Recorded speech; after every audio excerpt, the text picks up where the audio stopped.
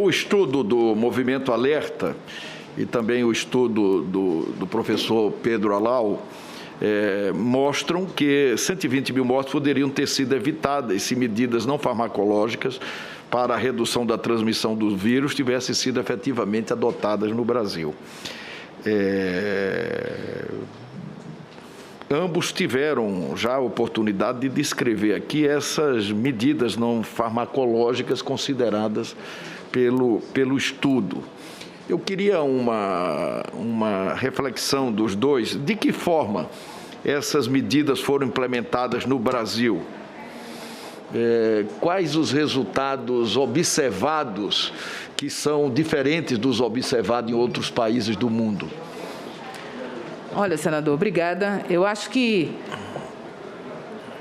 os números, os dados já são específicos, a fonte, né, a metodologia científica, o conhecimento, a ciência disponível já mostra. Mas, já que o senhor pede uma reflexão, eu vou dizer que faltaram muitas coisas, não é? Faltaram muitas coisas. O doutor Pedro Alau falou do desencontro de comunicação, as fake news, já falou, o nosso estudo, as nossas recomendações, quando a gente pede uma frente nacional, a gente está dizendo de outra forma, é que faltou liderança nacional. É responsabilidade, na presença de uma epidemia, de uma pandemia, a responsabilidade é da liderança nacional. E é fácil de entender, porque a liderança nacional tem todas as informações e consegue administrar. Obviamente que é preciso ter união, é preciso que não haja essa política de salve-se quem puder, nem de uns contra os outros. É preciso que a liderança lidere, senador, para que a gente possa, numa mensagem única, garantindo a confiança da maioria da população, garantindo a adesão de todas e todos, fazer a diferença. Isso, infelizmente, faltou e ainda falta. E esse é o apelo que o Alerta faz também. É preciso liderança, uma liderança nacional firme, baseada em evidências, que cumpra e faça cumprir as medidas necessárias para salvar vidas. Eu quero fazer uma pergunta. Pergunto se quer complementar, por favor, Pedro. Rapidamente, senhor senador. Basicamente, eu apresentei aquele slide que fala dos 7 pecados capitais. Mas, já que a doutora Jurema abordou vários deles, eu queria só focar no beabá do controle de doenças infecciosas.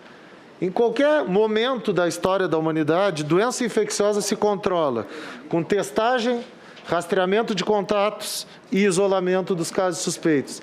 E o Brasil tem indicadores vexatórios em testagem, em rastreamento de contatos e em isolamento. Só para uma resposta direta, senador, quando as pessoas no Brasil têm Covid, ninguém pergunta para elas com quem que elas tiveram contato nos dias anteriores.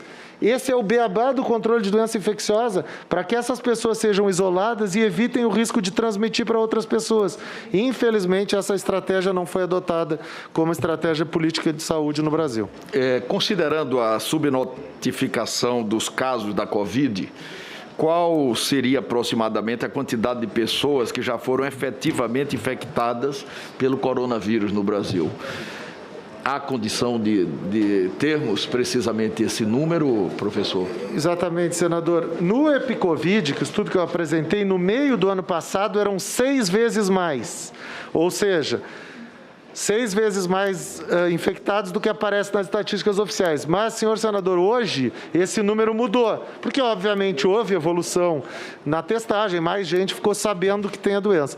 A estimativa hoje é ao redor de 50 a 60 milhões de brasileiros e brasileiras já tiveram contato com o vírus. Ou seja, de 3 a 4 vezes mais do que aparece nas estatísticas oficiais.